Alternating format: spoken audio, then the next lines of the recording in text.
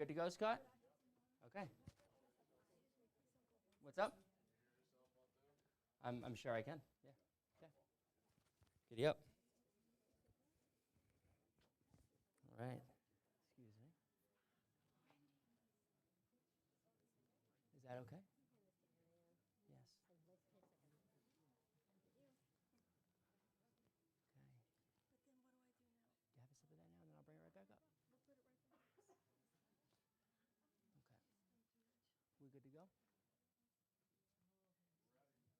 Yep. You want me to put that back up there? Yes, I'm going to introduce you. Okay.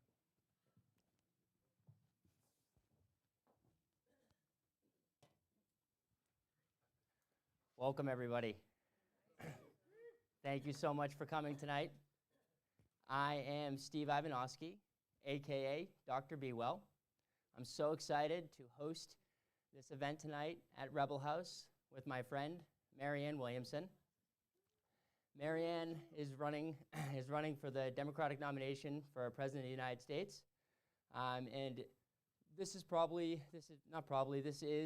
the most important time of all of our lives. Everybody who's listening live, everybody who's sitting in this room with me, this country is in turmoil, and it has been for some time.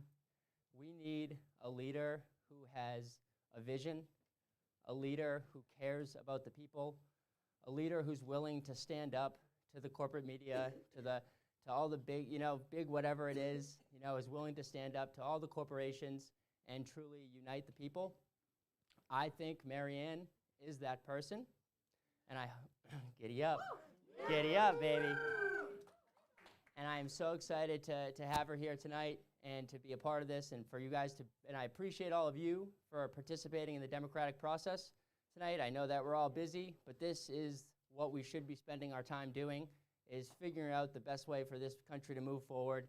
And I'm so excited to share Marianne's message with you guys tonight.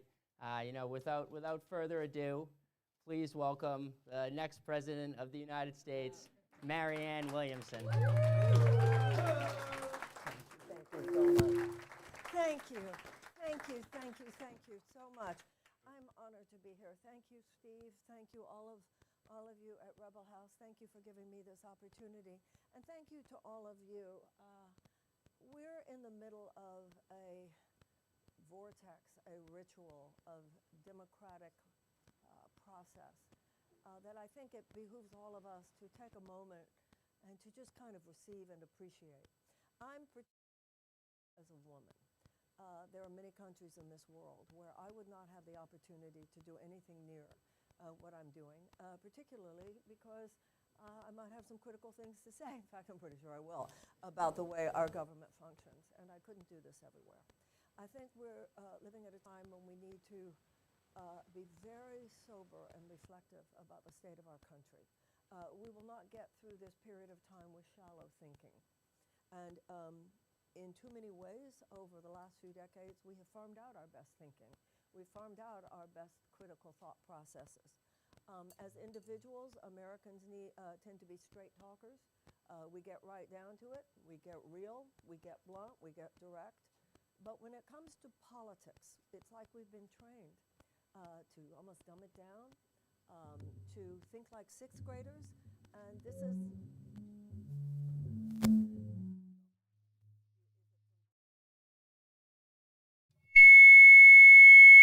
What is going on? Oh, what are you doing?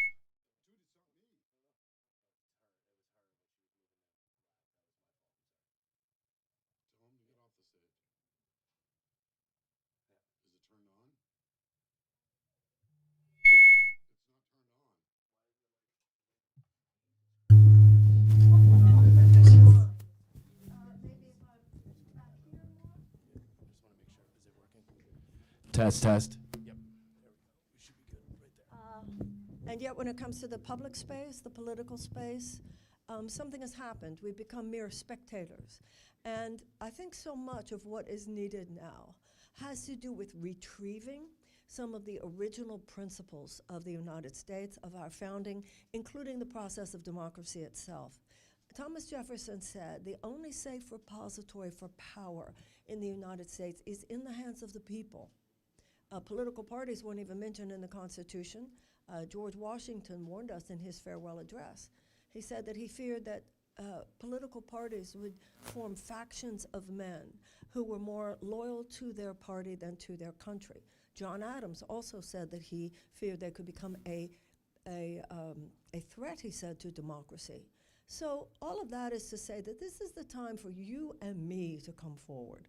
And I know that you, as voters in New Hampshire, I don't need to tell you the first in the nation status. I don't need to tell you what the Democratic Party has done, skipping over. I have been here over these last few months because I have felt that even if, you know, the Democratic Party could take delegates away from me or any other candidate, they can't take the significance of the New Hampshire primary away from you. And I felt when I ran for president last time, I felt it not only here, I felt it in Iowa, because at that time they were still first among Democratic states. I felt it in South Carolina. I felt it in Nevada. People in these primary states take this role very seriously, as you should take it very seriously. And I know that as we come into this last week, you have a very important decision to make. You will be deciding, you know, beginnings are everything. So that first state making its statement will have a lot of influence on the entire trajectory of this decision-making process, all of which is to say thank you. Thank you for giving me the privilege of telling you, this is what I will do with the powers of the U.S. presidency if you place them in my hands. The way I see our country, something has happened in the last 50 years. I'm 71 years old, and I remember the 1970s. It's funny, I feel like I can't see well enough who's in the audience, but whenever I meet younger people, I always remind them, it must sound to you like I'm talking about a fairy tale, some faraway land, but what I'm about to describe was actually true, and a lot of us in this room remember it. So for those of you who are younger, I know you might think she must be kidding, even though you know intellectually I'm not. But let me describe to you what was true then. The average American couple could afford a house. The average American couple could afford a car.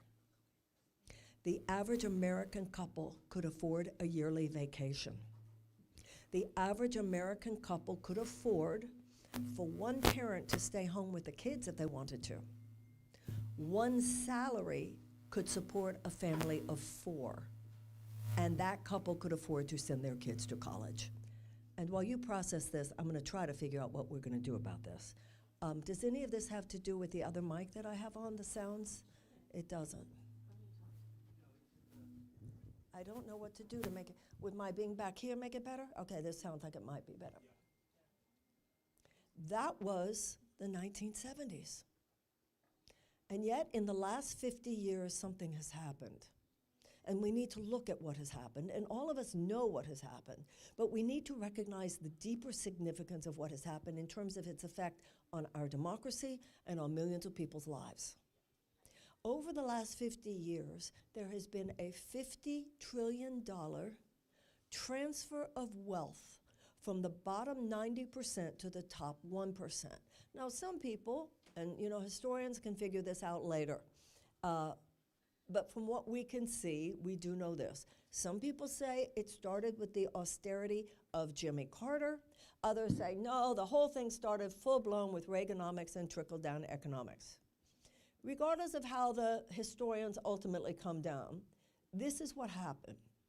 There was this philosophy, most of us remember it well, trickle-down economics, which said that what we should do is make sure that as much money as possible went into the hands of the stockholders. Now, the way the company operates, any company, there are various stakeholders. So in a public company, the stockholders, they're a stakeholder, but so is the worker, so is the environment, so is the community. But this trickle-down economic theory said, no. The only responsibility of the company should be its financial responsibility to its stockholders, because they're going to make so much money Some of us are old enough to remember how that went. It's going to be great, see? Because they're going to make so much money and they're going to create a lot of jobs. Remember that? They're going to be job creators, and then all that money would trickle down and it would lift all boats. Well, I think the jury is in now. It not only did not lift all boats, it kicked millions of people off the boats they were already on and left many people in that ocean without even a life vest. To the point where now 39% of Americans report that they have to skip meals regularly in order to pay their rent. We're now living at a time where the majority of Americans live paycheck to paycheck. We're living at a time where a majority of Americans cannot afford to absorb a $500 unexpected expenditure. In other words, our middle class has collapsed. You cannot have a thriving democracy where you do not have a thriving middle class. Why is that? Because to such a large extent, money is power. So if your money is not circulating, I read a book called The Gardens of Democracy. And in this book, it was likening what has happened to what would happen if in your body all the blood went into one arm. You couldn't survive. The blood has to circulate. Wealth and opportunity, has to circulate. That's what a middle class is about. The problem isn't that some people can get very rich here. That's a good thing. The problem is far too many people never get a chance. And many of those people who never get a chance are locked out by the time they're 10 years old. So we now have a situation where 1 in 4 Americans live with medical debt. Debt is such an issue in the United States, where the American dream used to be a house with a picket fence. The American dream for millions of Americans is, please God, may I get out of debt before I die. We have 1.3 million people rationing their insulin. We have 68,000 Americans who die every year from lack of health care, 75 million who are underinsured or uninsured, 18 million who cannot afford the prescriptions that their doctors give to them. Young people, I tell you, debt is crippling at any age. But the fact that we've got people in their 20s, and those of us who are no longer young, just really think about who you were when you were in your 20s. And then ask yourself, would you have been able to handle tens of thousands of dollars of debt at that time? What would that have done to you? Would you be the person that you are today? And then you think, well, why do these young people have these debts? Because they were trying to better their lives. And especially people of color who were told, this is the way to close that wage gap. So our Declaration of Independence, I love that this is the live free or die state. There's a lot we got to talk about what that means today. Because Abraham Lincoln said that the Declaration of Independence is an eternal rebuke to all forms of tyranny and oppression. So the Declaration of Independence says all men are created equal. It says that all men have inalienable rights of life, of liberty, of the pursuit of happiness, which in today's terms would mean self-actualization. That's so radical. It was radical in 1776. It's radical today. Do what you want to do. Have a great time. Soar. Spread your wings as long as you don't hurt anyone else. That is the ideal. And then it says that governments are instituted to secure those rights. And it says that if government is not doing that job, that it is the right of the people to alter it.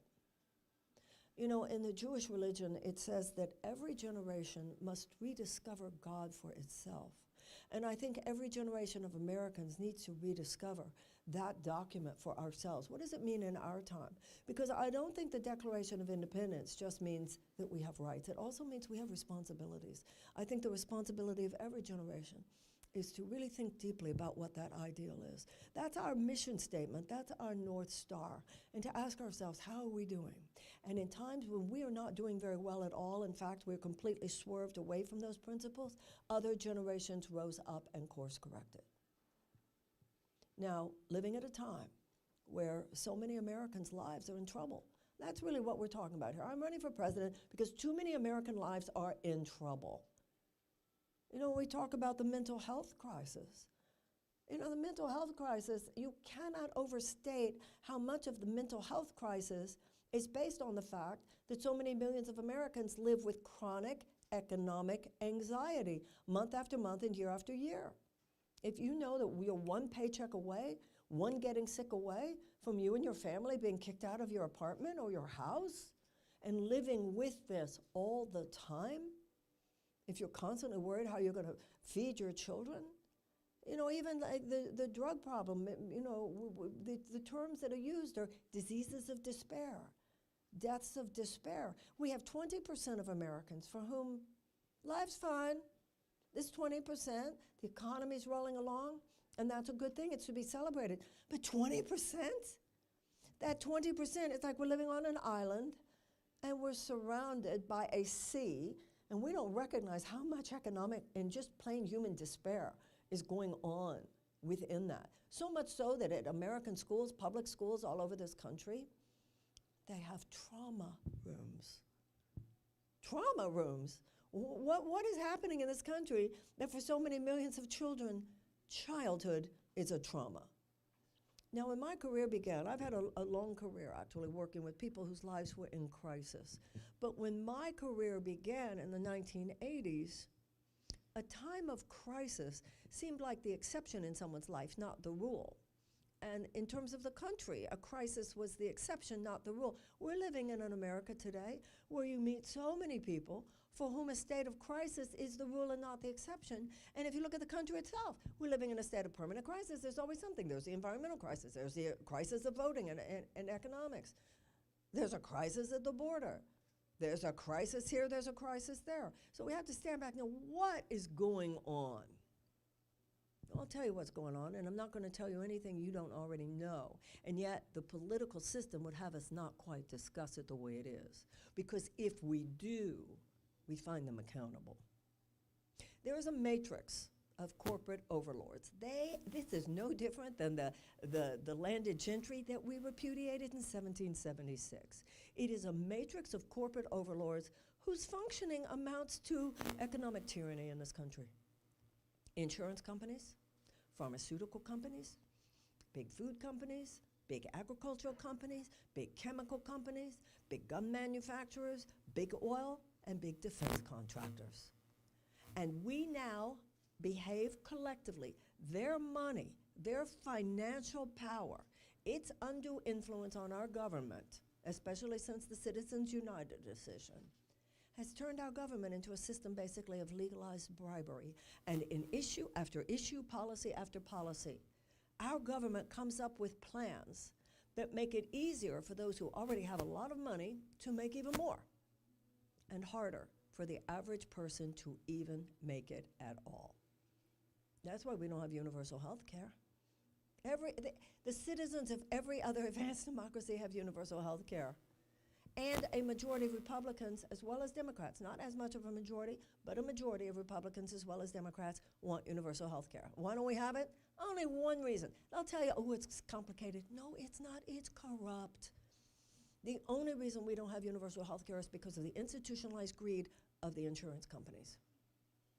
Now, my mother died of diabetes, and my grandmother died of diabetes, and my uncle died of diabetes. So I'm pretty clear that when people need insulin, they really need insulin. Guess what? 1.3 million Americans ration their insulin. This doesn't happen in any other advanced democracy because they have universal health care. Why is this? Because of the institutionalized greed of big pharmaceutical companies.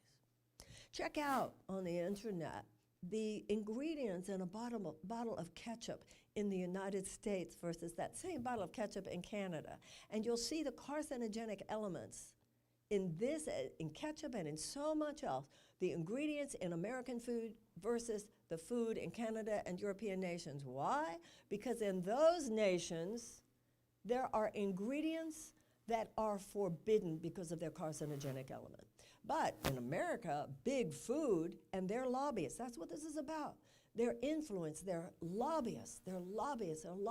So take something like a carcinogen that will allow for a longer shelf life. So if the food has a longer shelf life, of course, there's going to be more money for the stockholders. So, hello, those lobbyists then make sure that that particular safety regulation is unregulated, and here you go. So on every single issue, the food we eat, what has happened to the farming sector, the guns that flood our country, lack of health care, lack of tuition-free college and tech school, We had it until the 1970s. There was a system in Texas, in Florida, and California. And then this unholy economic alliance of government, of lending companies, and educational companies. What's happened? You don't prey on your young? What is this? We should not have predatory actions towards our young people. What you should do in a family, or sometimes people say, oh, the government should be run like a fiscally responsible business. The government should be run like a fiscally responsible family. You set your kids up to win. You don't cut them off at the knees. What is this? This is insane. And then I don't need to tell anybody here. I don't care if it's a Democrat or a Republican. Those people fall in love. They might fall in love. They fall in line with big oil. That's why our current president, for all of his talk about being a climate president, because there are admittedly very healthy investments in green energy in the Inflation Reduction Act, this president has also given more oil drilling permits than President Trump did.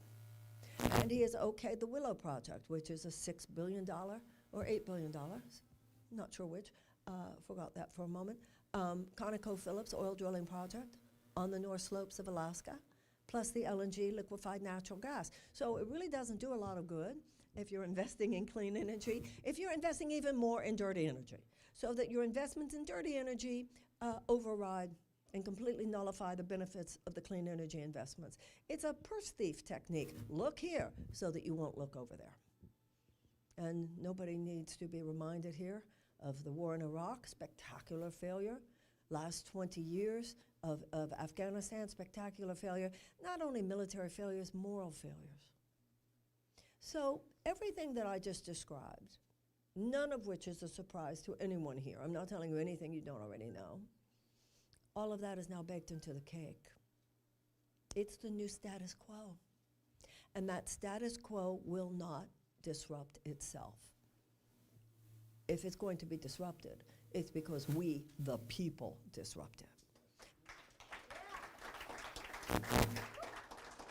Now, they would say about a presidential candidate who is we the people, which is, by the way, what the founders said is just fine. In the Constitution, it says that in order to be president, you have to have been born here, you have to have lived here for 14 years, and you have to be 35 years or older. It does not say you had to have been a lawyer, you had to have been a congressman, you'd have to have been a governor or a senator. No, that's just a narrative that elite made up, because the founders were actually saying that every generation to decide for itself. What is the skill set that you feel is required in order to meet the challenges of a particular time? Now, the political elite would tell you, oh, no, no, no, no.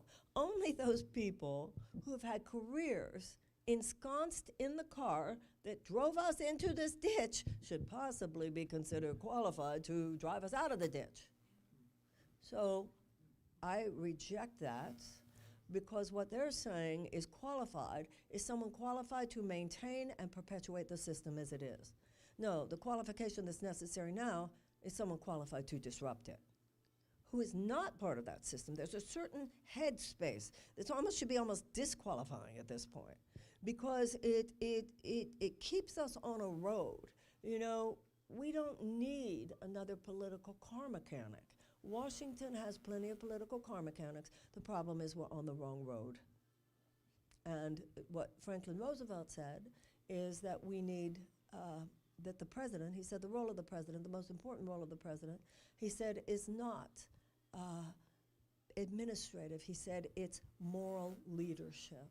And the great presidents, he said, have been leaders of thought who helped us realign our thinking with what this country is supposed to be.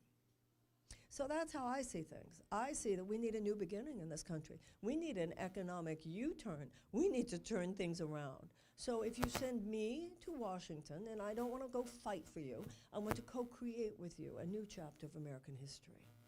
And in order for that to happen, you know, today is Martin Luther King Day. And Martin Luther King said that in order for us to become the country we want to be, he said we need quantitative changes in our circumstances and qualitative changes in our souls. There are some characterological changes, and those characterological changes demand that all of us now rise to the occasion. No one person can fix this.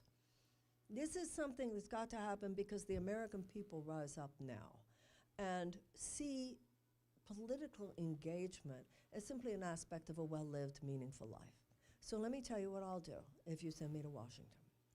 Franklin Roosevelt had written what was called an economic bill of rights that he wished to effectuate, and of course he died right before the end of the war.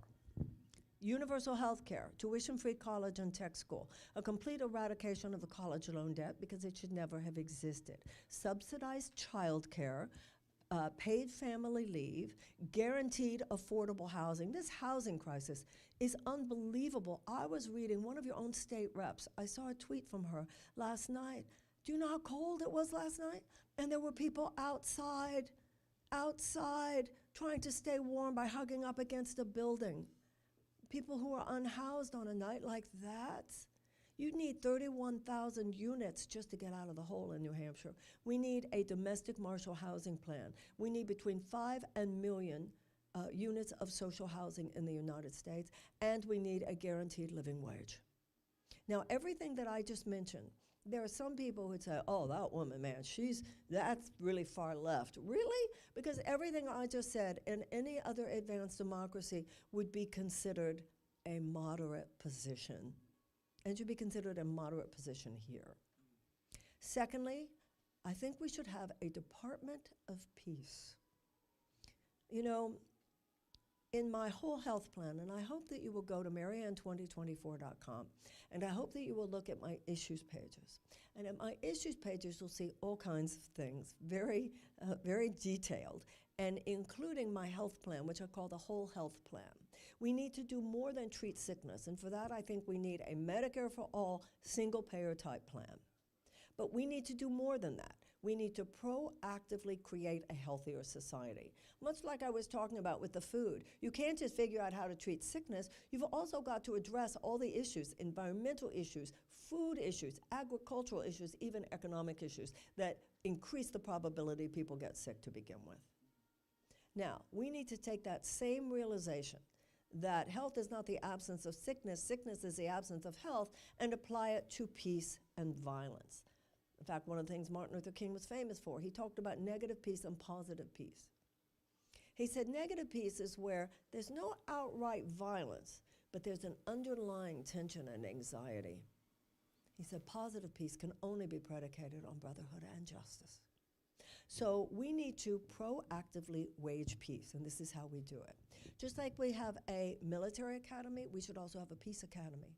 Just like we play war games, we should also play peace games. We should imagine a world without war in 100 years. JFK said mankind will get rid of war, or war will get rid of mankind. We need to imagine a world without war in 100 years and reverse engineer from there. Some people would say, oh, that's very naive. I say what's naive is to think we'll even last for another 100 years on this planet if we don't at least try. And peace building is a very real thing. Just like we have an army of military personnel, we should also have an army of peace builders. Peace building includes 4 major factors. And when these factors are present, statistically, in any environment, this could be a corner of an American city, or it could be another corner of the world.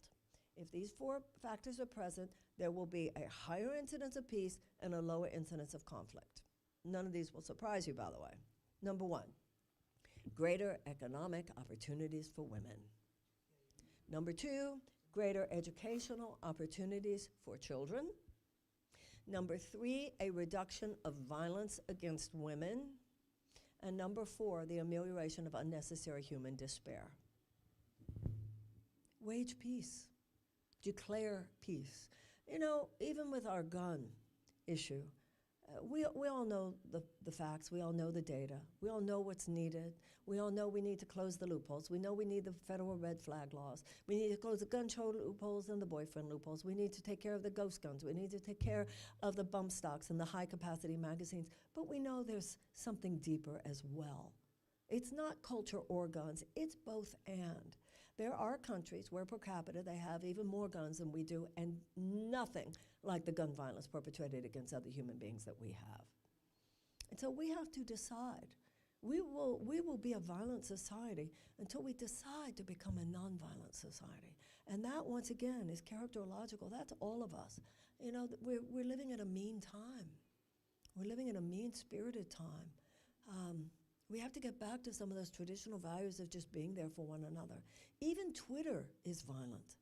Social media really has called up some of the darkest aspects of who we are. And there's a particular political figure who has stoked those things. It's not like racism, homophobia, anti-Semitism, or any of these aspects of the lower nature are new. But when I was growing up, it wasn't like we didn't think we had such people, but there would seem to be a general consensus we shouldn't be those things, and that there were these levies, so that you were sure that no major political party would be giving such voices as that a major megaphone. But those levies have fallen partly because of social media, and partly because of one political figure who's not above stoking those forces for his own political purposes. So now we are a damaged society, and we must repair.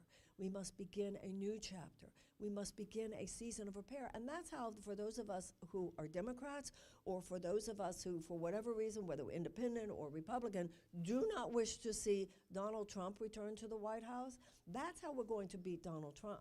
We're going to beat him by inspiring people. He pulls people into the lower nature. We need to pull people into the higher nature and say, we can do what our ancestors have done. We're not the first generation that's been in trouble.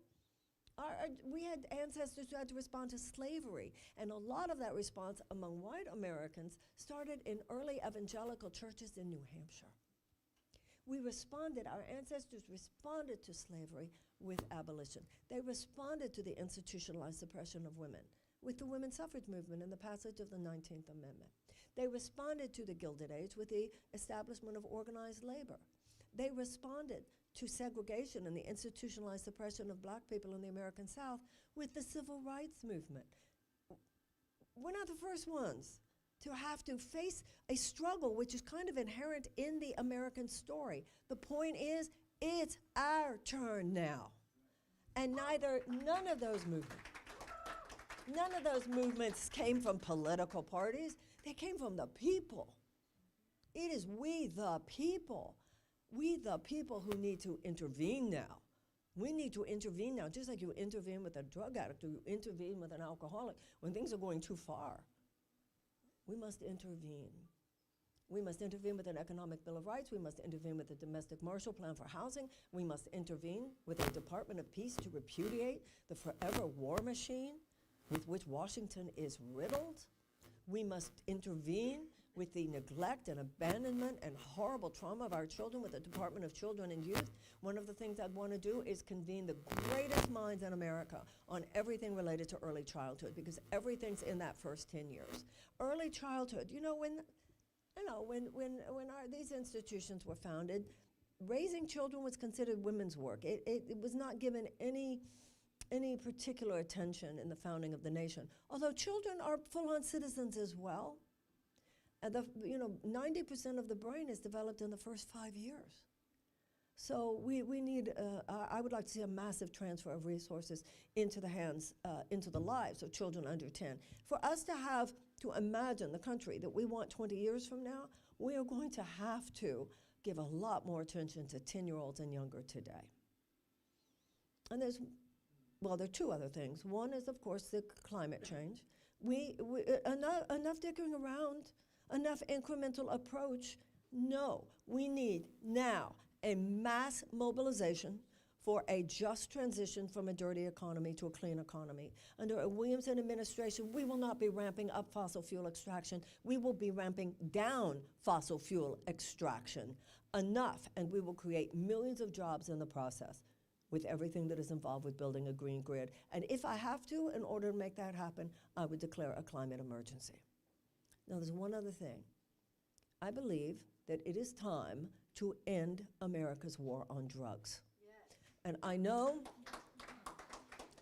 that drugs are certainly an issue here. They're an issue all over the country, but New Hampshire has certainly been hit hard. So this is kind of counterintuitive, but please hear me out. Some of us remember Richard Nixon. In 1971, Richard Nixon initiated the war on drugs. Some of us are old enough to remember when John Ehrlichman, right, one of his aides, went to prison. When John Ehrlichman came out of prison, he kind of spilled the beans about everything, including the fact that when Richard Nixon declared drugs public enemy number one, he knew that it wasn't. He knew we had people in Harlem, musicians in Harlem, who used heroin. We had hippies who used marijuana. It was not public enemy number one. And yet, and in part, John Ehrlichman said this was in part in order to attack black communities. We have spent on the war on drugs $1 trillion since 1971. Nobody here would argue that the drug situation has gotten better. The drug situation has obviously gotten far worse. Now, this has all kinds of implications. When I was in college, which would be in the 1970s, there were 300,000 people incarcerated in the United States. You know how many there are now? 2.3 million, and 46% of all federal prisoners are nonviolent drug offenders, most of whom should be home raising their children. So we need a complete shift in how we see drug addiction. We should, such as like nations like Portugal, see it as a health issue, not a criminal issue. Most addicts would love to get sober. Maybe would love, but certainly would like to. So for $100 billion that we spend a year on this war on drugs, for a fraction of that, we could have a world-class network of drug recovery options.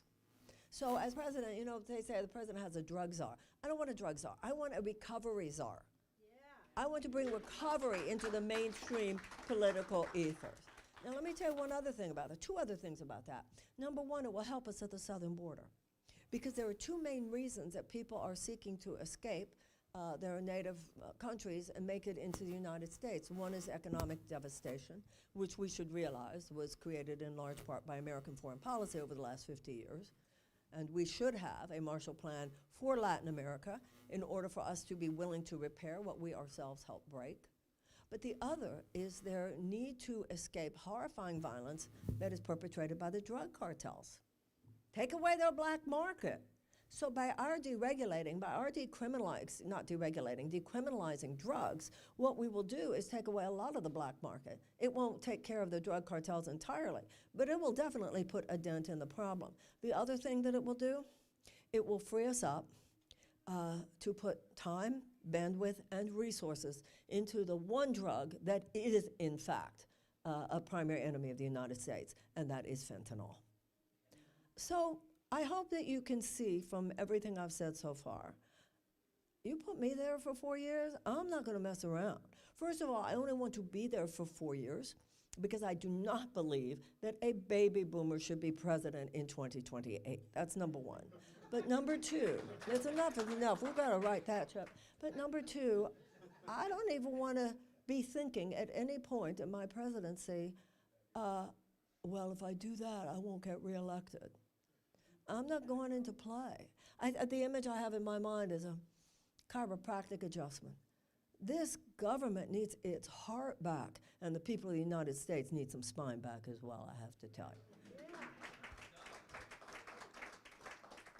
We are headed towards the iceberg. One major political party is just zipping right along, right into the iceberg. The other major political party is going there more slowly and would hit it at a different angle. I'm telling you, we need to turn it around. In my 4 years, I would not be able to turn it around completely, but I believe with all my heart I could get us around the curve, then hand it over to a younger generation, and they can take it from there. Our problem is that when Abraham Lincoln stood on the battlefield at Gettysburg, and he said that the men who had died there, probably some of whom were from New Hampshire, he said that they had died so that a government of the people and by the people and for the people would not perish from the earth. And my message to you is that it's perishing now. It's perishing on our watch. We are functionally a government of the corporations, by the corporations, and for the corporations. We're not a government of the people, by the people, for the people. We're a government of a few of the people, by a few of the people, and for a few of the people. And as I said earlier, you can't have a democracy and have that. The late Supreme Court Justice Louis Brandeis said, you can have large amounts of money concentrated in the hands of a very few, or you can have democracy. You cannot have both. So we don't need another technocrat who's going to go just treat the symptoms. We need someone who's going to have an eye for what are the root causes of all this. Because otherwise, we're just going to always be playing whack-a-mole, and we're headed down in some way.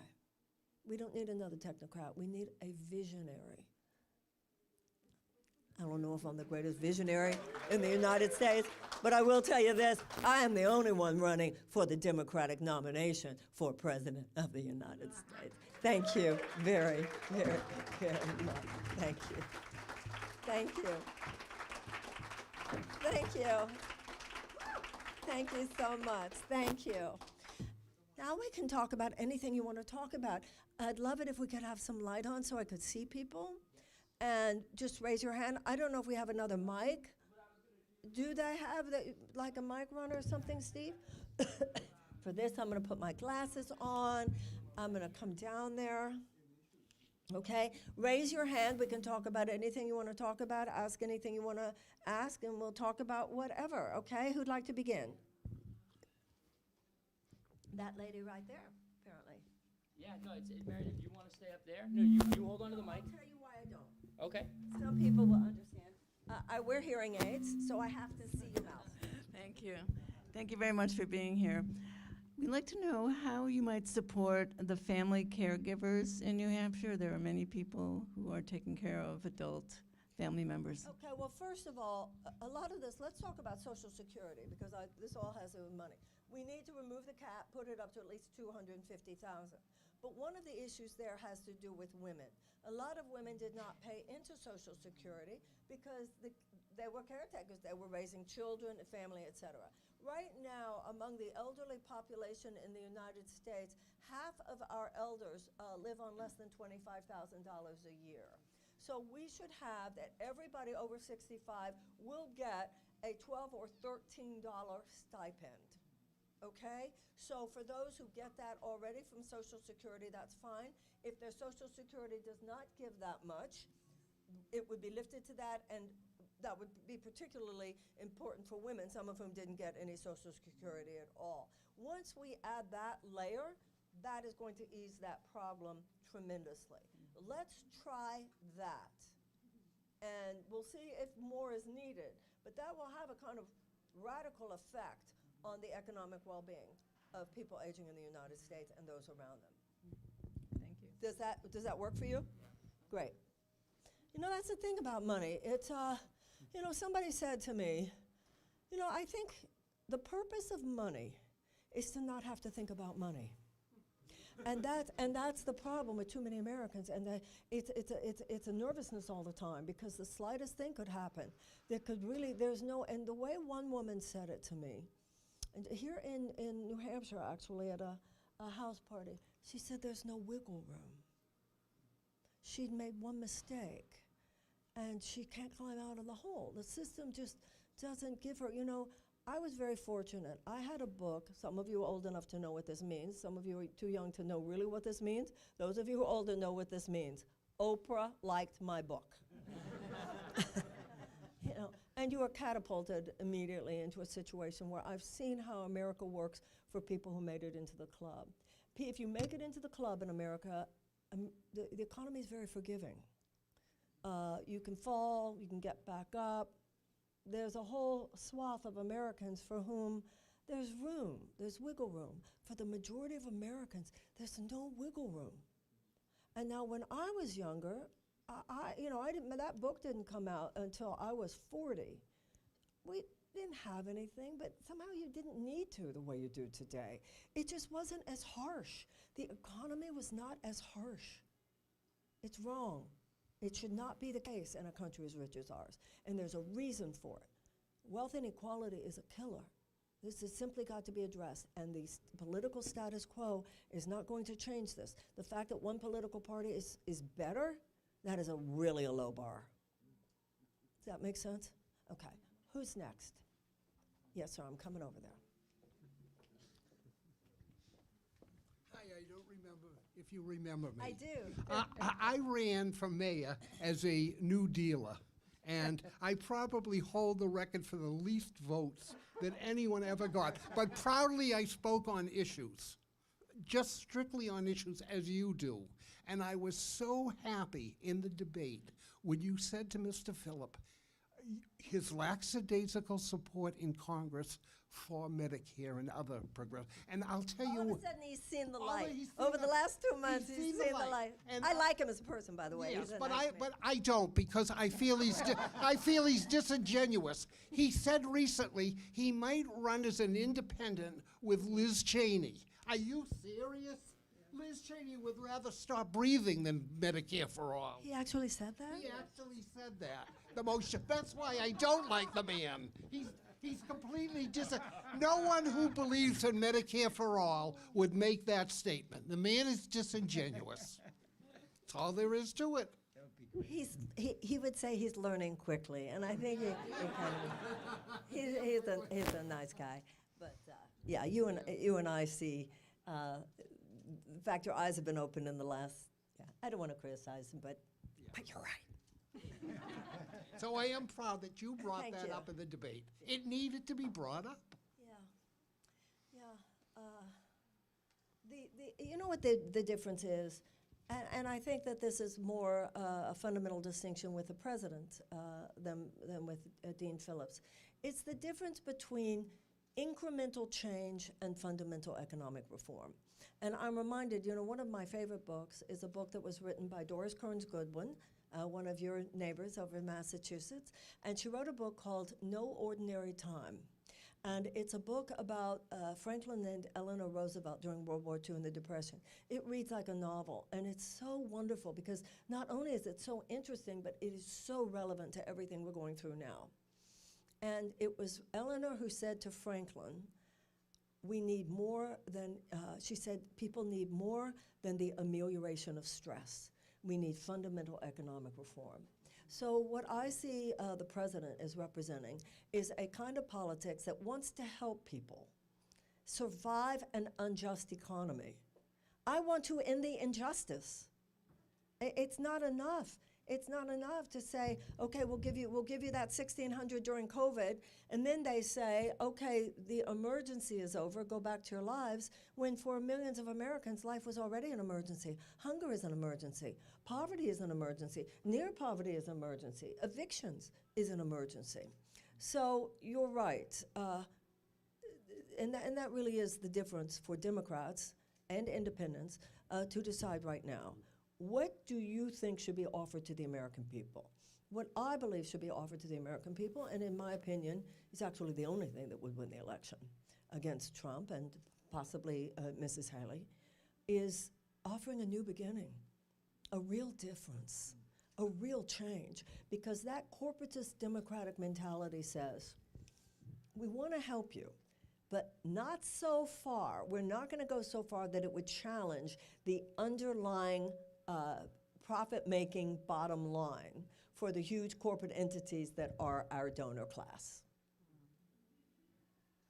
And so the ship is listing so far to one side, all I want to do is just bring it back to balance so that the average American has a shot at it. That's all I want. But we've moved so far to the right, and we're listing so far, people could say to you, oh, she's going so far. No, actually, I'm saying it should just be even level playing field so that the average American who works hard has a chance. That's all I'm talking about here. Does that make sense?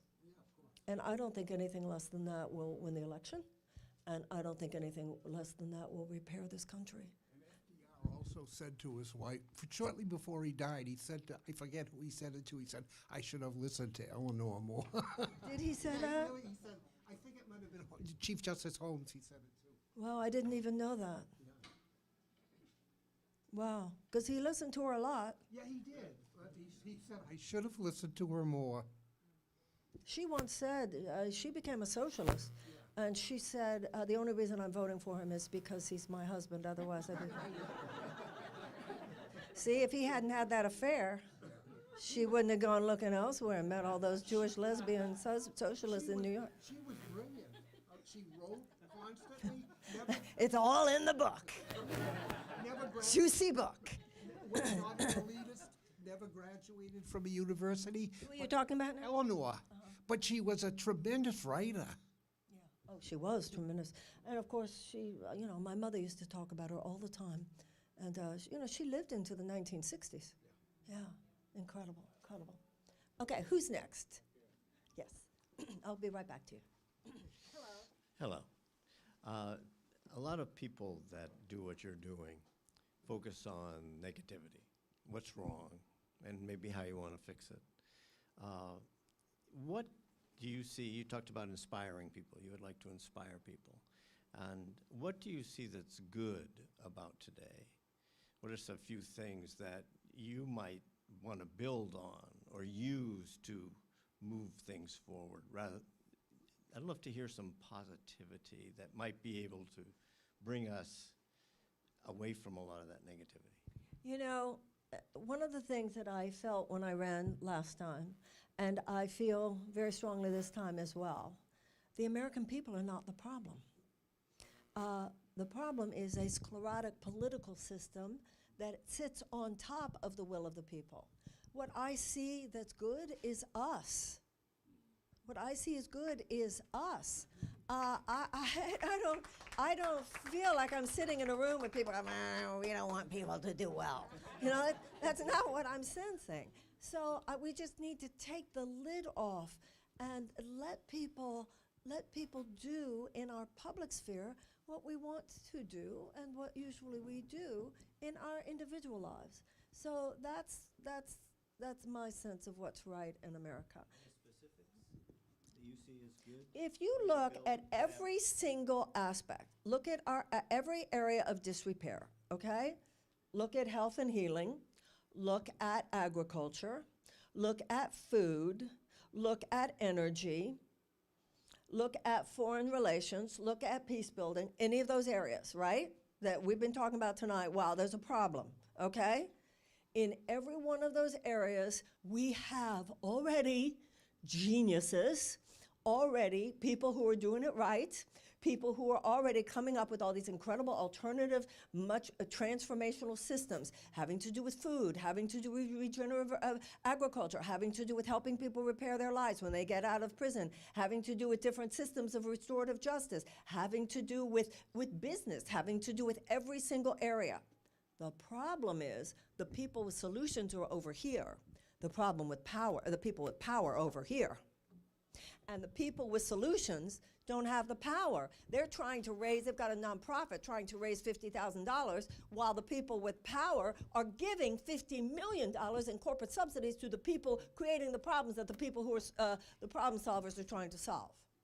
So the people with the solutions don't have the power. The people with the power too often don't really want to hear from the people with solutions because even though they represent a sustainable democracy and possibly the survival of the human race, they don't necessarily serve the corporate bottom line of the donors to those with power. My presidency would look like this. You open up all the doors in the Oval Office, all the windows, you scout the country for all the problem solvers, and you say, come on in, we got the place for 4 years. That's where I see hope, is people on the ground in local communities. We don't lack answers. We lack the practical application of those answers because they do not necessarily align with corporate profits, which are now the governing principle of the U.S. government.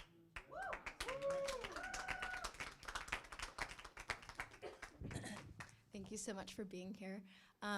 So you've been very outspoken about kind of the backroom strategy of the two major political parties, which I think is starting to be very off-putting for a lot of Americans. And I don't think it's a coincidence that you maybe haven't gotten your fair share of coverage on the major news. You notice that? I have. I found you on TikTok. Otherwise, I probably wouldn't have known who you were, which I don't think is fair. But I think it has a lot to do with you calling out the truth.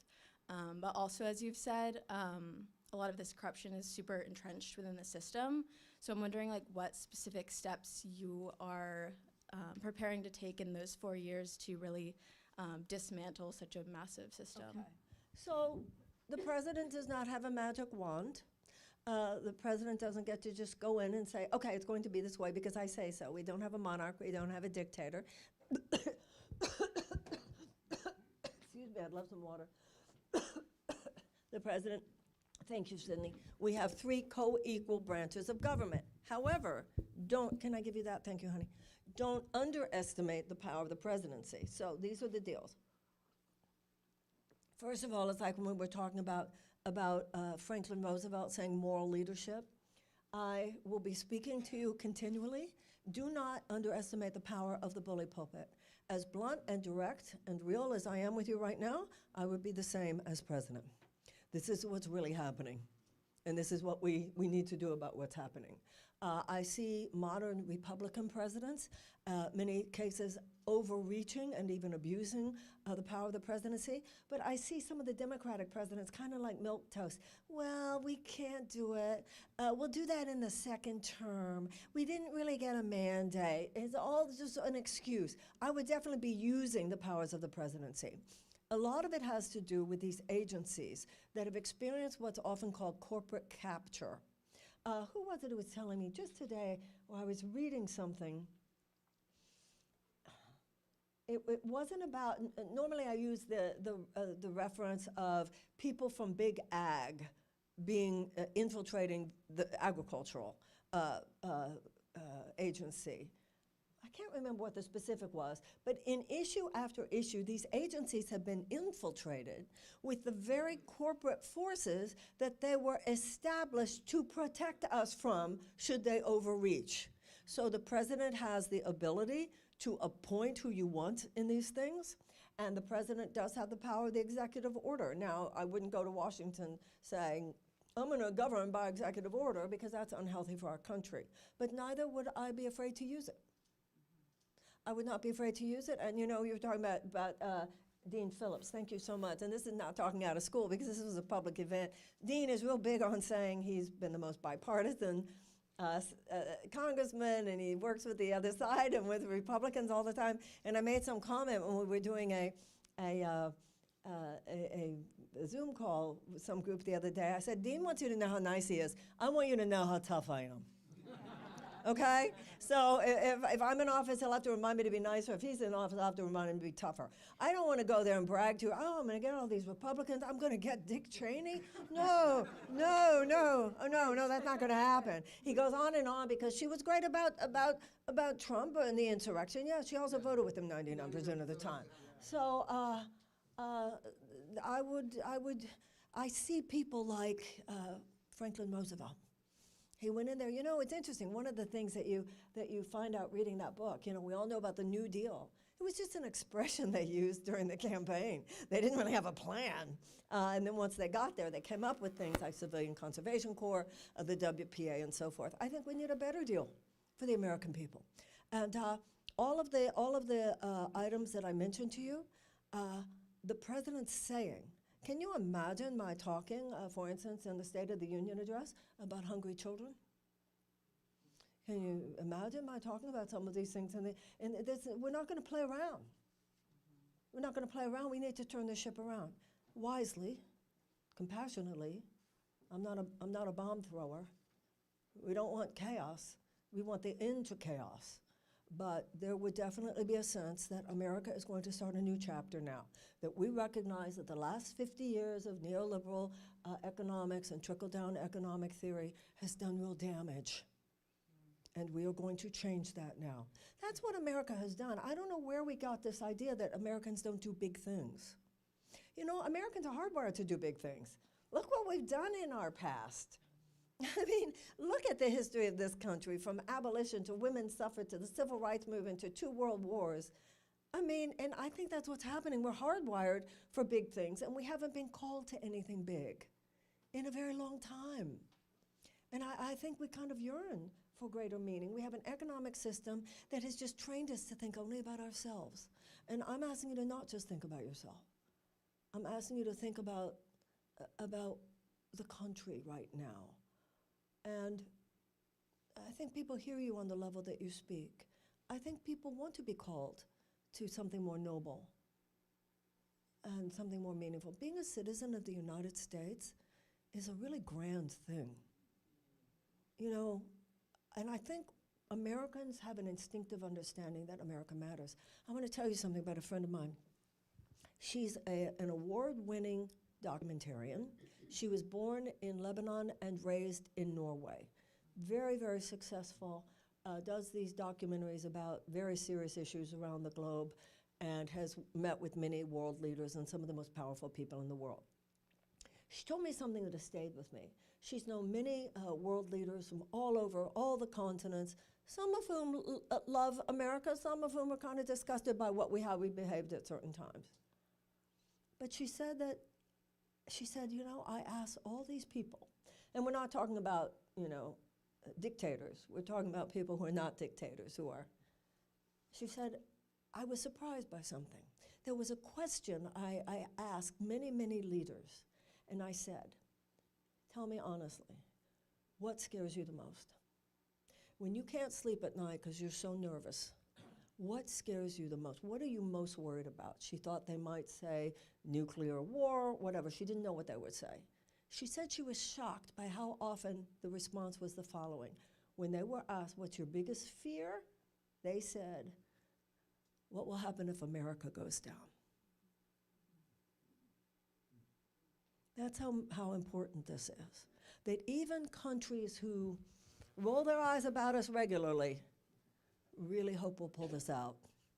It will not be good for the world if our democracy implodes. So the decision that you have in your hands, I really honor you for the seriousness with which I know you will be thinking about this for the next week. Yes, ma'am, I'm coming over there.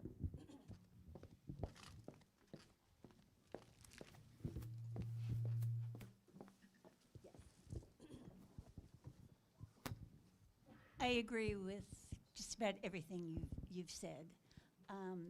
I was a medical social worker for 40 years and have, through my patients, lived through the stories that you described. It led me to be a big supporter of Bernie Sanders in the last election. As was I. And, you know, I still support Bernie. I think he's just an incredibly principled man. The other night, Chris Hayes interviewed Bernie, and he pointed out that he continues to have many policy arguments with Biden, but the bottom line is we have to defeat Trump, and laser focused on defeating Trump. And I guess that's where I'm at now. As much as I agree with what you say, the number one thing is getting him off the stage. And, you know, all the other things that you talk about are not possible if this man gets reelected. I agree with you and with Bernie 100%, and probably with the vast majority of people who are in this room. The number one thing is that we must defeat Trump. I respectfully submit to you, if we want to beat Trump, Biden should not be the candidate. No, he is not. He is not until he's elected. No, he is not. He is the incumbent. But he is at 33% in approval right now. There has never been a president who has at approval rating of 33%. 33%. Young people, the ratings among young people who do not appreciate everything from the Willow Project to other things involved with the environment, young people who are not agreeing with him about Gaza and Israel. You know, this is the thing. I don't think that the danger for those of us, and I agree with you 100%, I wouldn't be doing this. You know, when people say, Marianne, how could you do this? Don't you realize the fascists are at the door? That's why I am doing this. So for those of us who do not wish to see Trump be president again, this is how I see it. Our danger is not Trump. People who love Trump are going to vote for Trump. We could indict him 91 more times, they'll still vote for Trump. You could put him in prison, they'll still vote for Trump. That's not our danger electorally. Our danger is people staying home. Our danger is people staying home.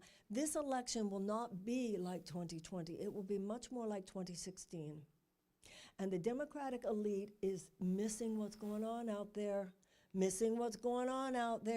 And I'm sorry, but this is a DNC concocted narrative that has to be Joe because we need to beat Trump.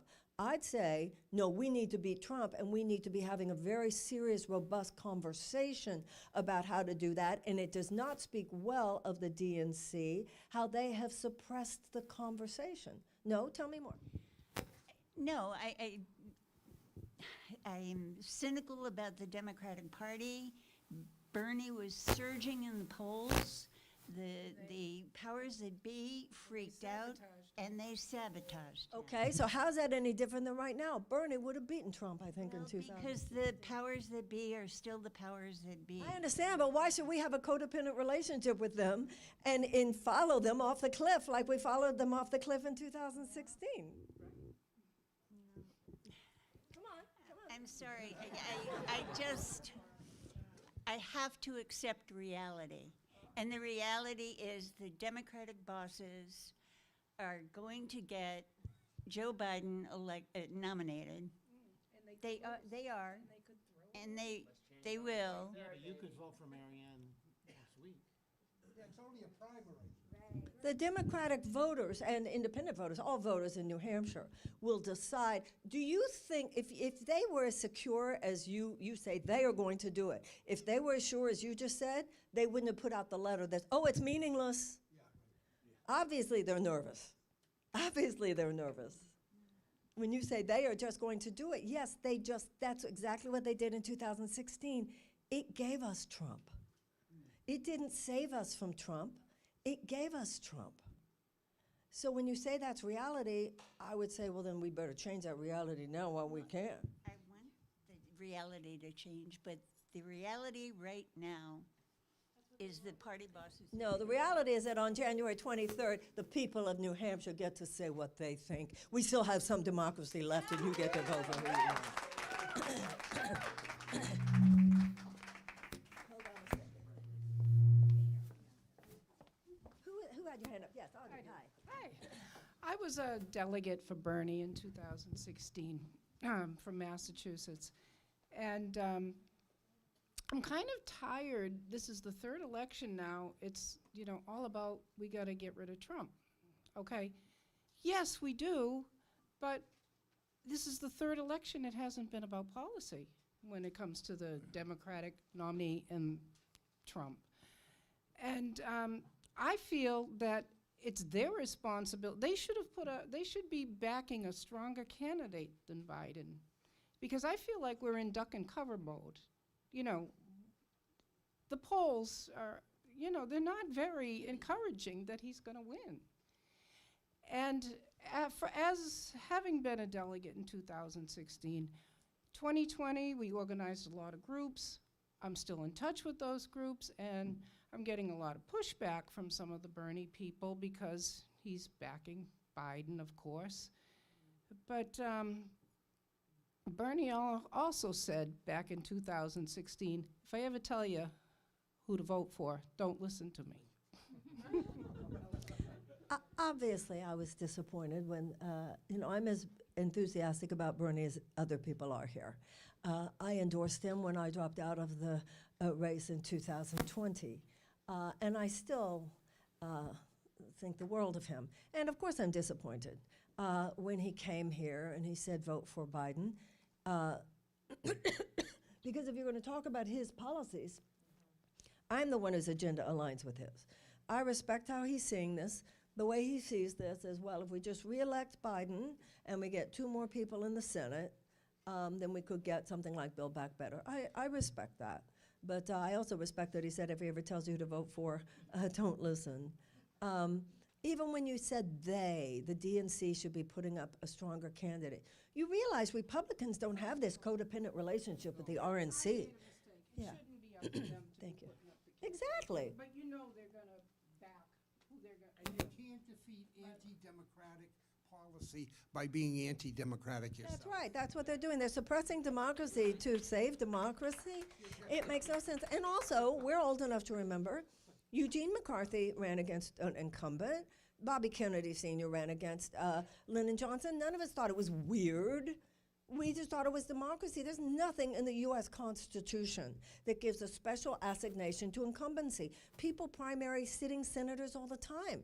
People primary sitting Congress people all the time. Why are we acting like, ooh, you don't do that? This is DNC narrative concocted by a PR office. That's all that is. And it's like we're just trained to go along. Am I wrong? You're shaking your head.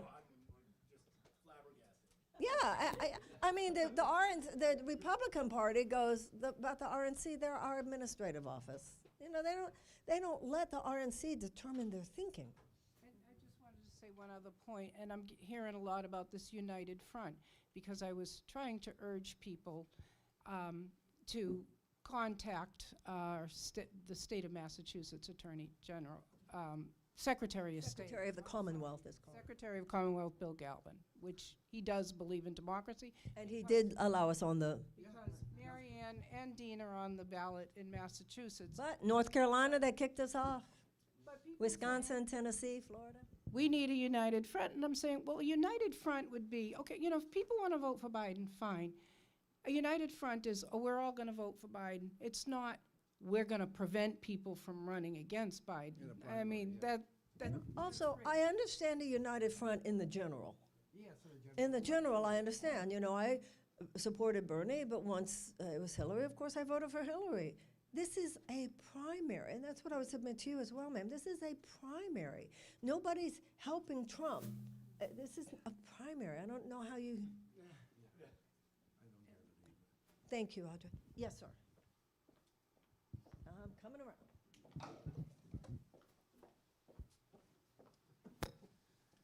So we're talking about elections and including people and trying to make sure it's a fair system, and about Bernie not getting the fair treatment. There were other candidates in 2016 who did not get the fair treatment. It was a very popular year for the third-party candidates running. A lot of people were not satisfied with the two major party candidates, and Gary Johnson, a Libertarian candidate, and is running former Massachusetts Governor Bill Weld. Yeah.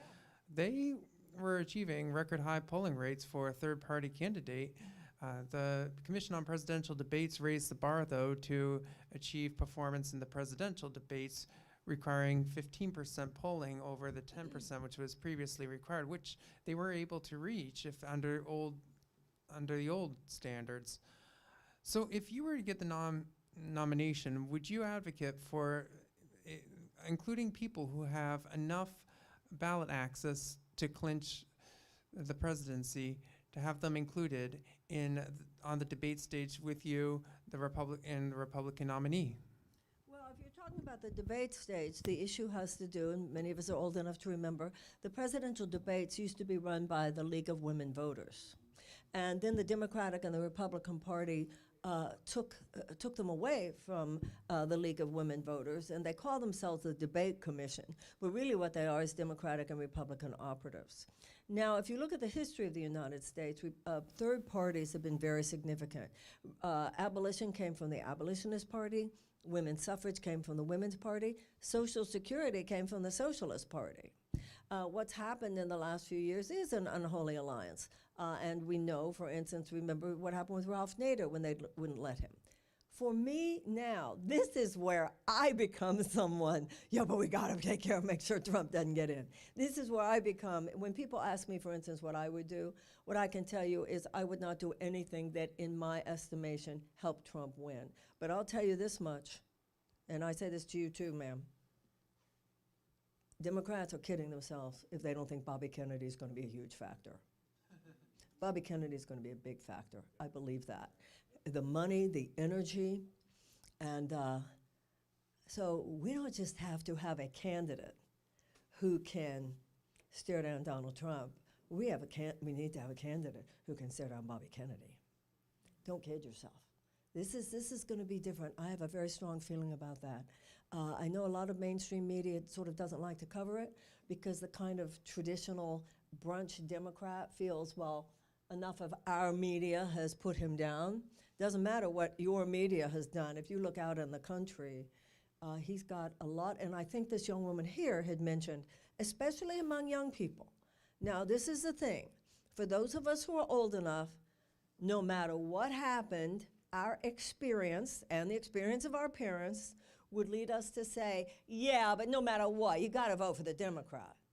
I would like to point out that for many young people in this country, the Democrats, in their experience, haven't done anything more for them than the Republicans have.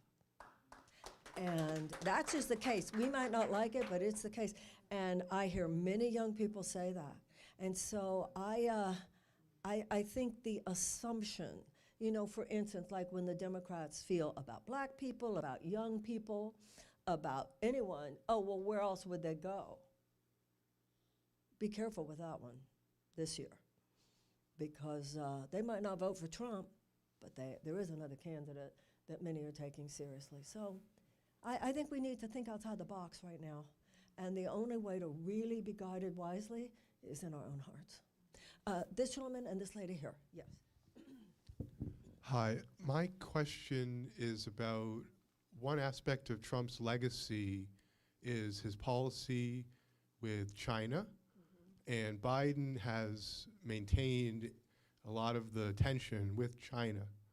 So I wonder how, you mentioned the Department of Peace, you envision the US-China relationship, especially as China's economy and military capacity grows. There have been quite a few issues where we assumed, let me get away from that. There have been quite a few issues where we have assumed, Cuba is an example, Julian Assange is an example, quite a few where we just assumed that Biden would go back to Obama era, also with the Iran deal. We assumed he would go back to the Obama era and actually stayed with Trump in some shocking ways. First of all, their economy is not doing really well. I want to commend the president. He recently met with Xi. They did seem to work out something. He calmed down the tensions about Taiwan. And he also got an agreement from President Xi about clamping down on those labs that make the precursor chemicals for fentanyl. So on specifics, he seems to be working well with Xi. What they're not dealing with, none of them are dealing with, is the larger structural issues about the entire South China Sea. And that's going to be left for some president to do. You've got that whole area where basically China has said about that whole Southeast Asian area what we did with the Monroe Doctrine, when the United States said, that's ours. Anything that happens here is ours. And that's, of course, what they're saying. Contrary to the wishes of Singapore, contrary to the wishes of Japan, obviously contrary to the wishes of Taiwan, et cetera. We cannot afford to be in a chronic adversarial relationship to China. And there are people in Washington, do not kid yourself, that town is riddled with warmongers. And I've already told you, a strong military, yes, I understand that. I understand the need. I see the military like a surgeon. If we have to have surgery, we must have the best. We must have the strongest surgery on hand. But reasonable people try to avoid surgery if at all possible. We need to enter in, the 21st century needs to be the age of collaboration. Not just competition, obviously not adversary, but collaboration. We need to collaborate with China on nuclear issues, non-proliferation. We need to collaborate with China on AI. We're going to have to collaborate, and we're going to have to collaborate with China on climate. So I will, there's a balance that is needed. Nobody's fool, definitely standing up for American interests. And it's our own corporate powers that have allowed the government to give up so much to China because of the money they have felt that they could make there. So we have to take a much longer view than whether or not Apple can make money, right? But at the same time, let's not poke the bear. That's what we did with Ukraine. We poked the bear. And there are some people in Washington who have no problem poking the bear with China. Listen, the United States is not the only superpower anymore. There are several of them now. It is a multipolar world. The United States needs to be more humble. There is BRICS now. I mean, those people are doing it for themselves. So I would approach that with strength, and nobody would doubt whose interests I was protecting. But recognizing that levels of collaboration. I will work day and night to prevent China ever thinking that it would be a good idea for them economically or security-wise to invade Taiwan, because we must not go to war with China. And it's going to take relationship skill. It's going to take relationship skill. A lot needs to be worked out there. And I think, listen, some of what Trump introduced some energies there that are not entirely to be criticized. You know, I think we all have to be honest with ourselves on that as well. Do you agree? How'd I do? Well, I think the question of Taiwan looms large, right? That if, say, it's 2027 and China invades Taiwan, whatever justification they give, you know, it's hard for you to give an answer right now, given the I can't give you an policies. answer. And my answer is very different than Joe Biden's. Joe Biden says we would put boots on the ground. I would not.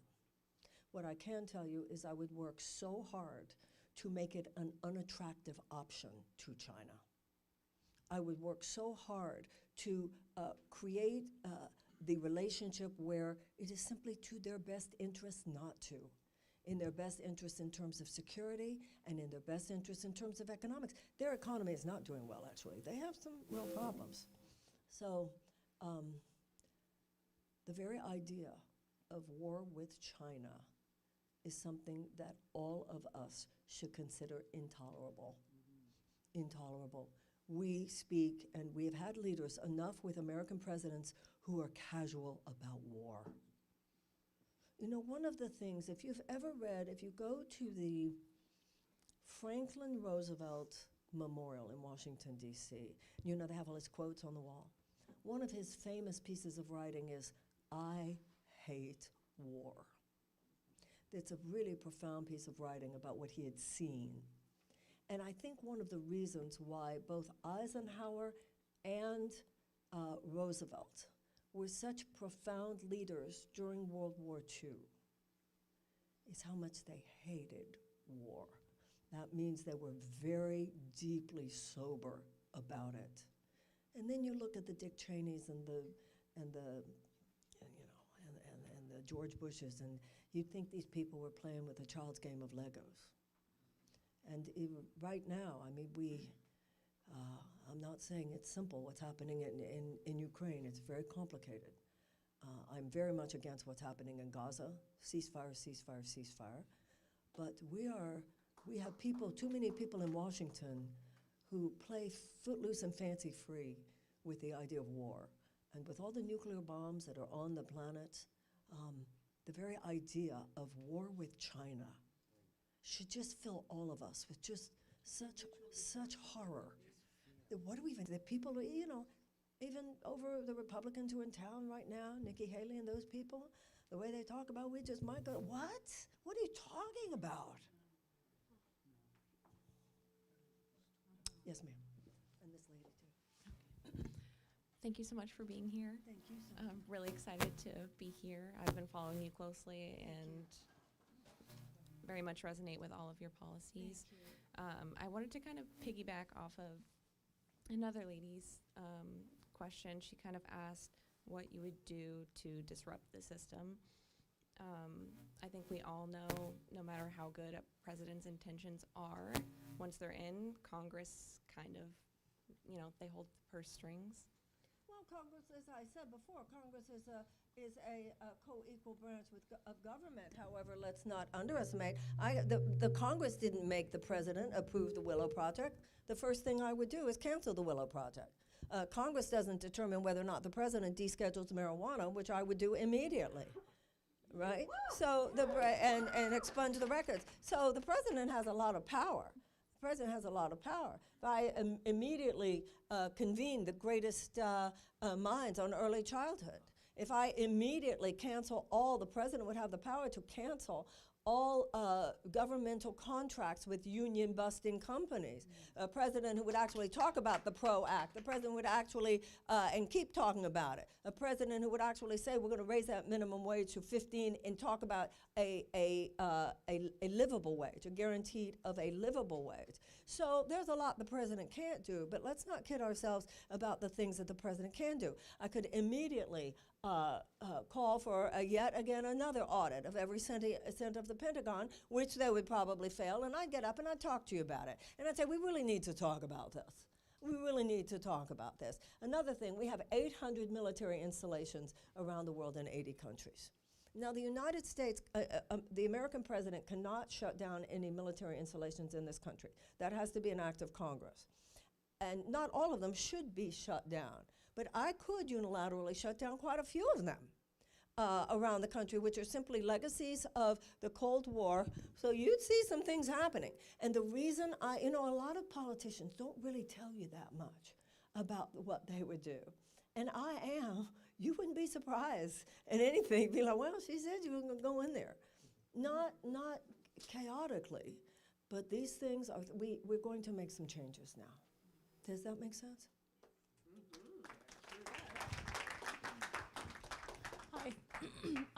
So you mentioned children under 10, and you also mentioned back in the 70s when one parent could afford to stay home. I study childhood development. I think it's very important that we put money into our young children. I'm wondering, first off, what your plan is, what you're talking about when you talk about putting more money into our children under 10, and also how you would plan to get it back so that when I decide to have children, I can stay home. Yeah. Well, everything that we're talking about, there are various ways. The basic economic injustice of the current political economic trends in the United States form an underpinning. So how did this massive transfer of wealth occur? It had to do, for instance, when I was younger, stock options, a CEO could not be paid with stock options. So a lot of it has to do with these economics, with these multi-billion-dollar subsidies. So your taxpayer money, your money goes to pay billions of dollars in subsidies to these huge corporations that then take your money and turn them into products with which they price gouge you. You are literally paying for your own destruction. The next thing is the incredible tax cuts on the very wealthy. I'm sorry, Biden had a House and a Senate for 2 years. I don't remember him ever coming out and saying, we actually should repeal that 2017 $2 trillion tax cut, where 83 cents of every dollar, this was the cornerstone, this was the crown jewel of the Trump administration, $2 trillion tax cut, 83 cents of every dollar went to the highest earners and the highest corporations. The middle class tax cuts were a good part of it, actually. I would talk immediately about repealing that, putting right back in the middle class. This would have a lot to do with whether I had a Democratic House and Senate. But notice, even when they had that, notice how the corporatists didn't really want to do that. They wouldn't even repeal any of it, right? Need a wealth tax. If somebody has $50 million in assets, why should we not say 2% more in taxes, please? If you have $50 million and we ask for 2% more, would it affect your day? Now, if you have $1 billion in asset, I have no problem with saying 1% on top of that, please.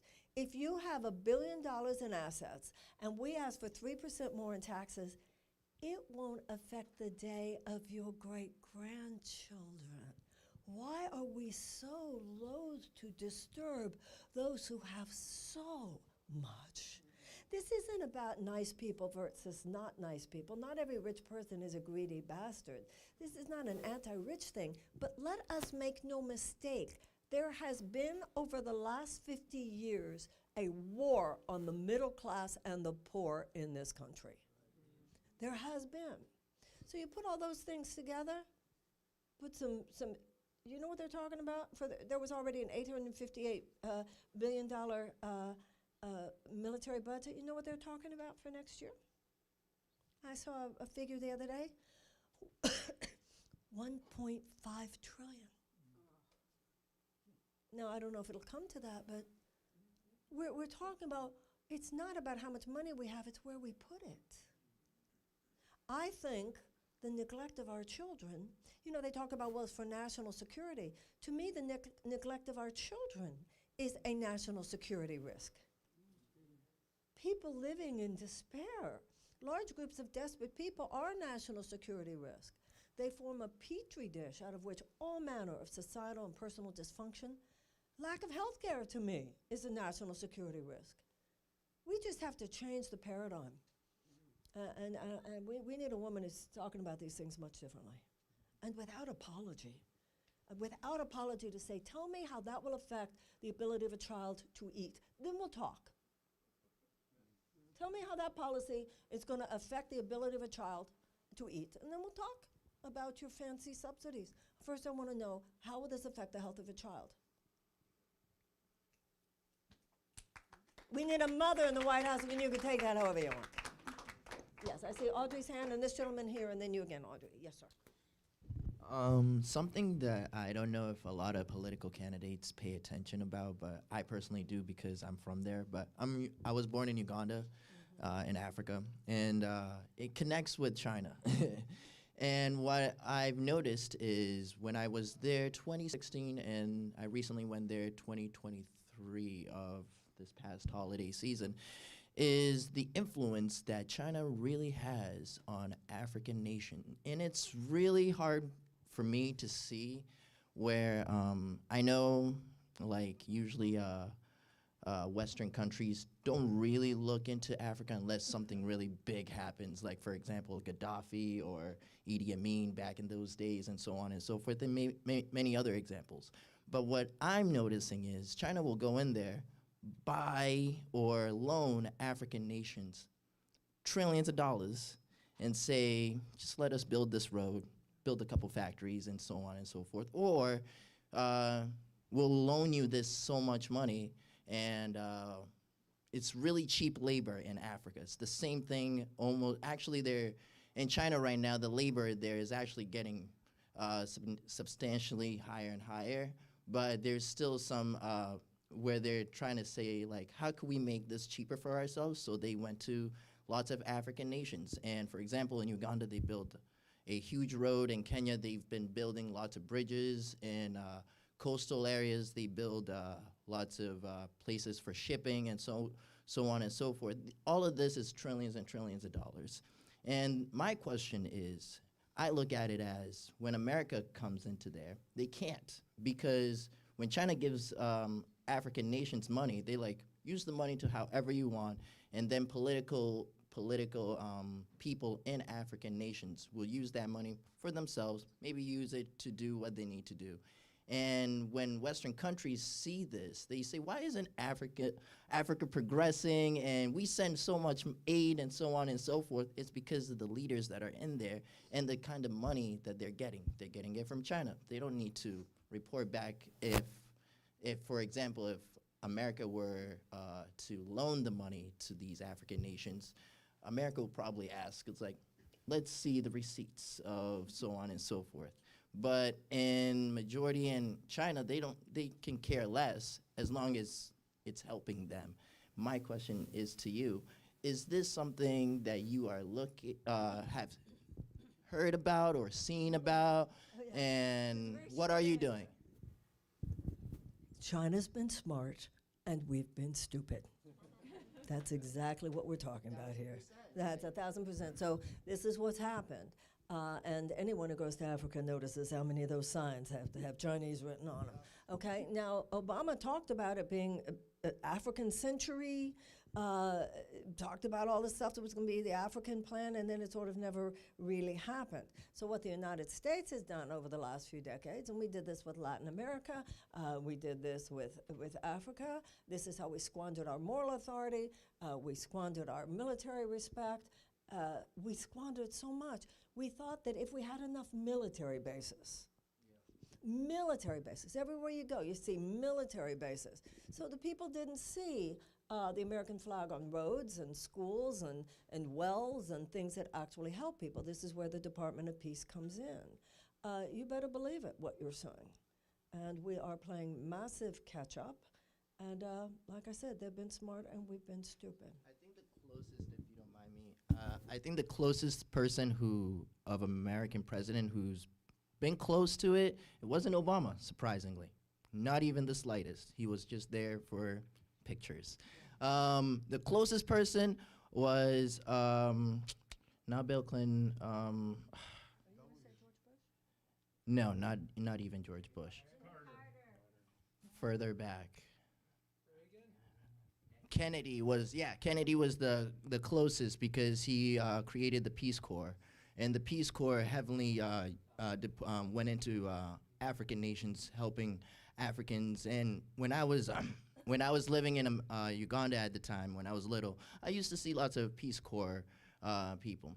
That's a Kennedy thing, and that was the last time I heard this. And not to make this sound really bad, when I first came to America when I was younger, I would see commercials about like, oh, with $1 a day you can save a poor African. That money never reached those certain places. That money was just pocketed.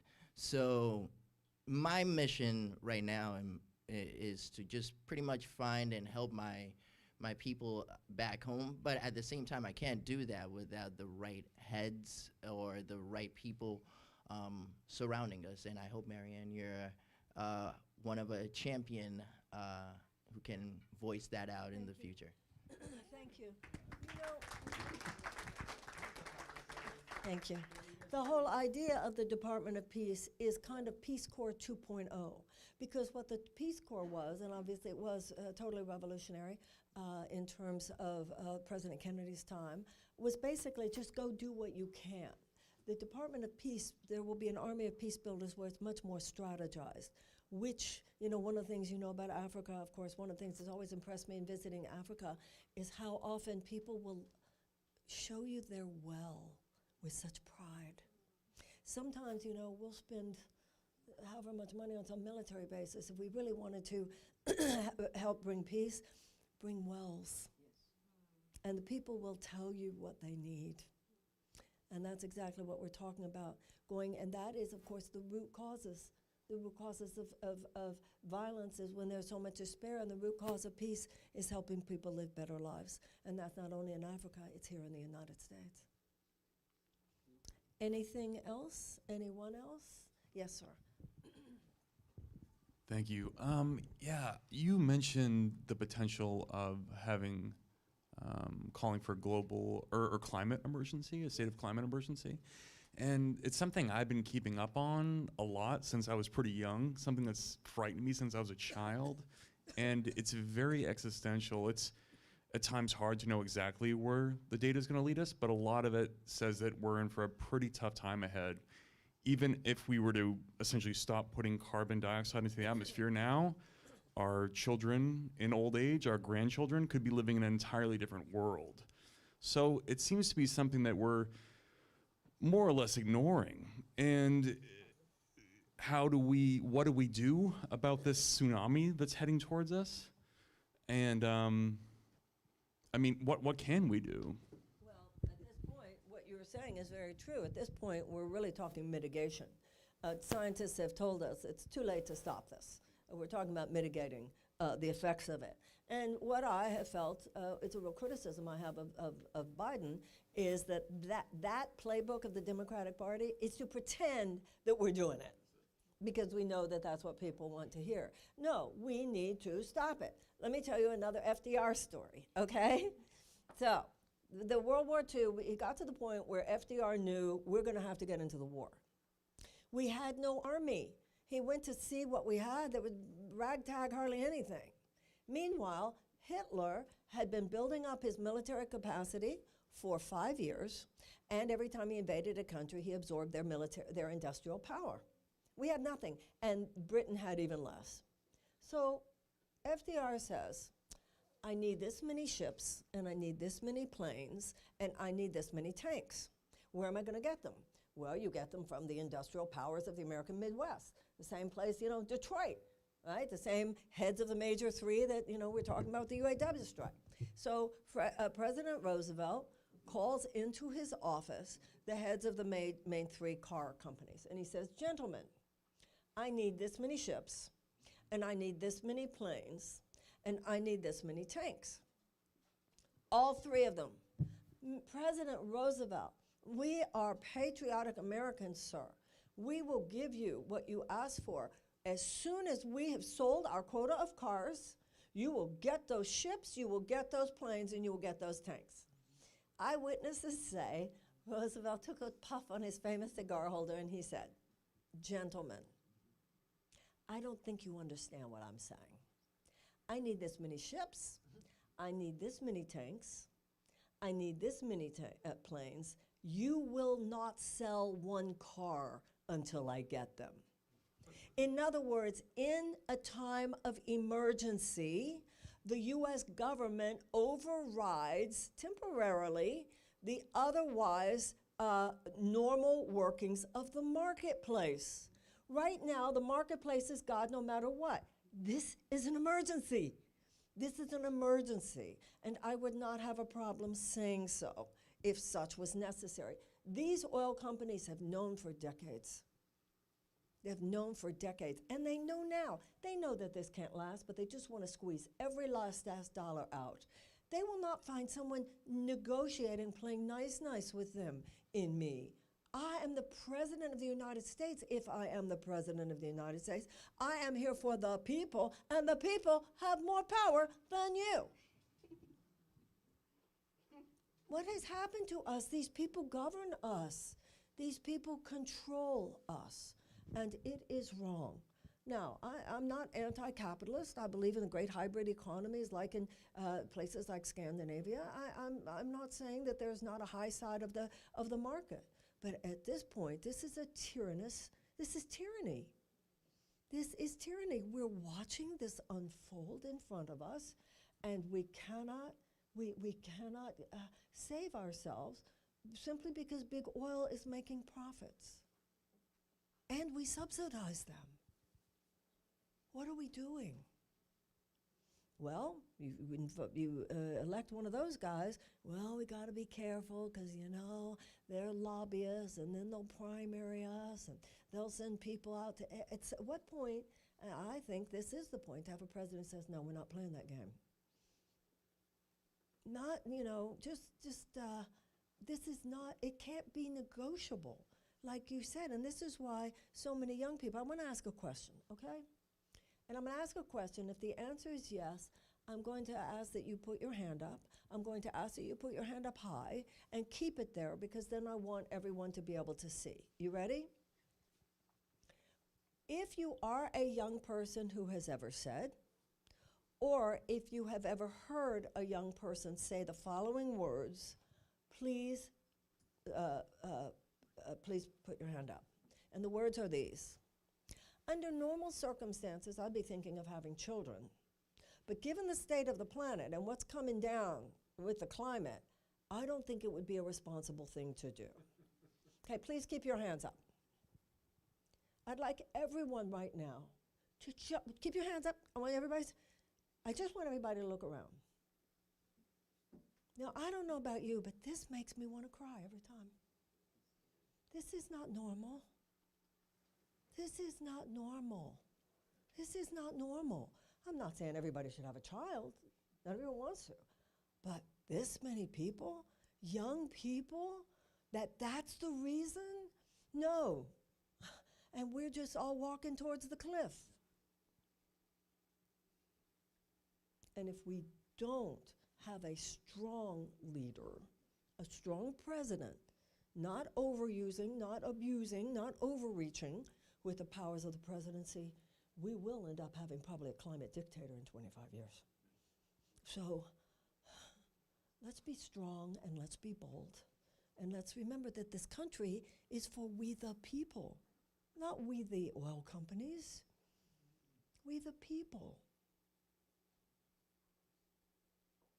I mean, it's a real shift inside ourselves. And, this whole live free or die thing, is this free? Franklin Roosevelt said, a necessitous man is not a free man. And he talked about freedoms of and freedoms from. Freedom from want, freedom from fear. We're living in a fear. I was thinking about it. I'm sure everybody was. With all that snow last night, I was thinking about it. I think a lot of people were. 10 years from now, is this going to be all day, every day during the winter? I mean, I think everybody's got it in mind. We're just in this, I don't think it's a people apathetic. I don't think people are, but that's not my sense. My sense is people are kind of paralyzed. People just don't know what to do. I have an idea. I have a few. Does that make sense? Yes, ma'am. Thank you so much for everything you're doing and stand for. I've been hearing a lot of the sentiment of hopelessness, powerlessness, people who don't feel like they can do anything, they can make a difference. A lot of what this woman was sharing earlier, like they think you're great, but there's no chance. I feel like we do have power, and I feel like this sentiment that we don't is what the powers that be, want us to think. So I would love some advice from you. Also, this gentleman next to that woman, you asked, what can we do? So I'm curious, when I'm faced with these kinds of sentiments, what advice would you give? What can we do right now? Well, obviously, one thing I think you can do is vote for me, obviously, on January 23rd. But beyond that, I want to quote Mahatma Gandhi. When he was asked, who is the leader of the Indian independence movement? His response was, the small, still voice within. If I, with anything I have said or done, just inspires you to remember your power, you'll take it from there. You don't need me to tell you. Just, if we all heal one aha at a time. Just remember, you're an American. That's all you have to do. You'll take it from there. This is an aberration that we're all walking around like, well, there's nothing we can do. And what you just said is true. That's what they want you to think. The system has numbed us down. My father, when I was a little girl, my father used to walk around the house, beat the system, kids, beat the system. I was 55 years old before it occurred to me. I remember calling my brother, I think Daddy really meant that. Right? Don't let the bastards get you down. I mean, this is, a friend of mine said, this is the way he put it, he said, I would rather die on my feet than live on my knees. So it really made me happy what you said, just to hear you say what you're supposed to say. Because every generation, or any group of people, you can speak from within the system in a way you can't. You can speak to people your age in a way I can't. Just like I can speak to people my age in a way you can't. It's all right. You'll know what to say. And if anything you got here just kind of awakens you to, yeah, I could say it, you'll be fine. Does that make sense? Yes, ma'am. Thanks, Marianne. I just want to add on, yes, you know how to speak to maybe your demographic, but one thing that younger people can definitely do is help an older generation hear Marianne's voice. I just had lunch with my mom yesterday. She's 62 years old. Her and my dad have been watching the 5 o'clock news their entire lives. That's how they get their information. That's how they know who to vote for. She had never even heard of you. The thought she told me in a very passionate way, like it was a very unique thought, that if she doesn't vote for Biden, Trump will win. And I sent her the podcast that you did with Steve, with Dr. Bewell, and it brought her to tears. And so I just really want to encourage younger people or any older people that are here who have friends that haven't heard Marianne's message or any other progressive message other than the two narratives that were being offered. That's how you can help. You can just share a podcast link or a video. Marianne's videos are amazing. I don't work for Marianne, but yeah. Thank you very, very much. And I do want to explain what this just young woman said, and thank you. And what you're saying is very important. I have been blacklisted. Last time when I ran, I had a CNN town hall. I was on CNN pretty regularly. I was on MSNBC pretty regularly. They will not let me on. Today, Elon Musk had a Twitter Spaces with Dean. There's a lot of this bro culture with the guys. And what this young woman said is so true. Young people know about me because they're on TikTok, and it doesn't cost me anything to get on TikTok. your parents don't know because CNN is making sure of it. And MSNBC is making sure of it. Therefore, the people don't know, therefore the funding isn't there. So that makes it even worse because then I don't have the money to get on television and so forth. So I can't tell you how many people say, my kids love you, my kids told me to come. And that is really very true. Please tell your parents. And like you said, once you showed them the podcast, I don't think that I'm more popular with young people than with older people once they hear me. And the DNC has worked hard to make this happen. And this is nothing we should be happy about. Even you take me out of it. So thank you. Anybody else?